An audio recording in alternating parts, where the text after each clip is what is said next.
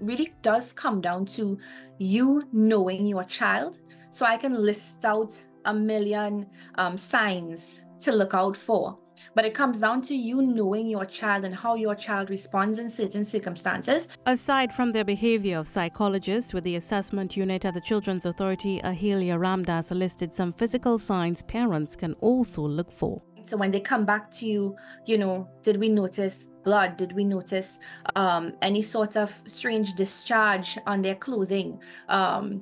Did we notice marks on their skin or soiling in any way, right? Are our children overly clingy? Are they overly emotional?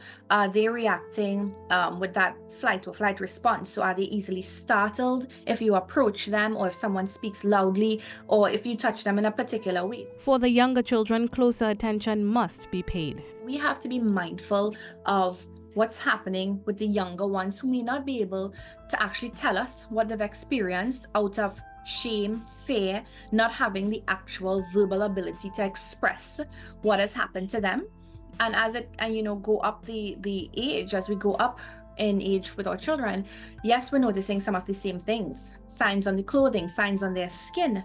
We're looking for bruises, marks, cuts. They don't have reasons or explanations that seem sound.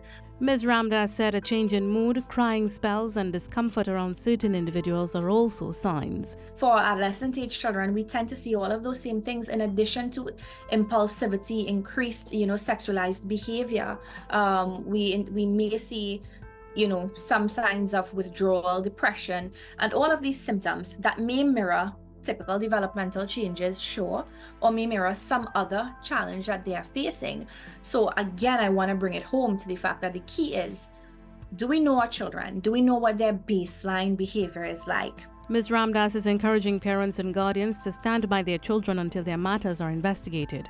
So what we want to do when our children come to us and they disclose to us, this has happened to me, someone has touched me inappropriately, someone has forced me to do something, or someone has hit me, or even someone has left me without food for the whole day. Since you dropped me off this morning, we haven't eaten.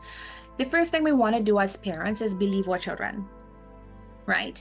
Yes, I know we may be faced with the situation sometimes where children exaggerate or children lie, but do we really want to run the risk that this is true and we've not believed them?